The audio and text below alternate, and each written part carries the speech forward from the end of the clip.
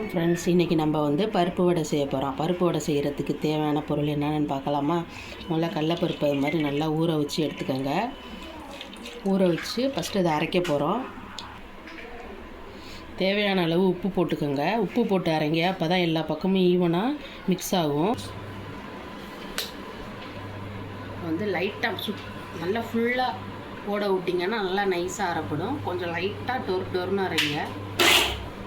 இப்படி அரைங்க. அரைச்சி எடுத்தாச்சு. இதுக்கப்புறம் இதில் வந்து சின்ன வெங்காயம், பச்சை மிளகா, கருவேப்பிலை எல்லாத்தையும் நல்லா நைஸாக கட் பண்ணி இதில் மிக்ஸ் பண்ணிக்குவோம். போட்டு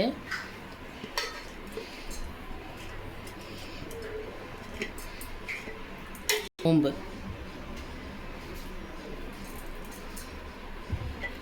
இதை நல்லா மிக்ஸ் பண்ணிக்குவோம். குட்டியாக உருண்டை உருட்டி வச்சுக்குவோம்.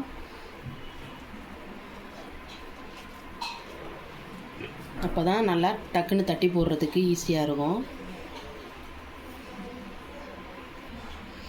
இப்போ நல்லா உருண்டை பிடிச்சாச்சு. இது அப்படியே தட்டி போட வேண்டியதான். எண்ணெய் காஞ்சிருச்சு. இப்போ எண்ணெயில் அப்படியே தட்டி போடுவோம். அப்படி வச்சு இப்படி லைட்டாக இப்படி அமுக்குனிங்கன்னா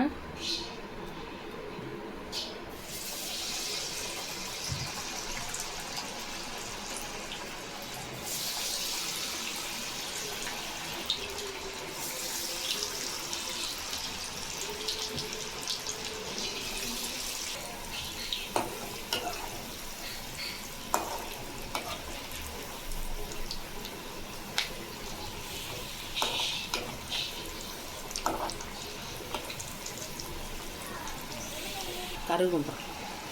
இப்போ வடை நல்லா மொறுன்னு வந்துருச்சு. இதை எடுத்துடலாம். இப்போ மிச்சம் இருக்கிறதையும் இது மாதிரி எடுத்து தட்டி போட்டுக்கலாம்.